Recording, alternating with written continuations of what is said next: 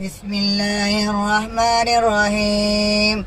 يكاد البرق يخطف أبصارهم كلما أضاء لهم مشوا فيه وإذا أظلم عليهم قاموا ولو شاء الله لذهب بسمعهم وأبصارهم إن الله على كل شيء قدير. يا أيها الناس اعبدوا ربكم الذي خلقكم والذين من قبلكم لعلكم تتقون الذي جعل لكم الأرض فراشا والسماء بناء وأنزل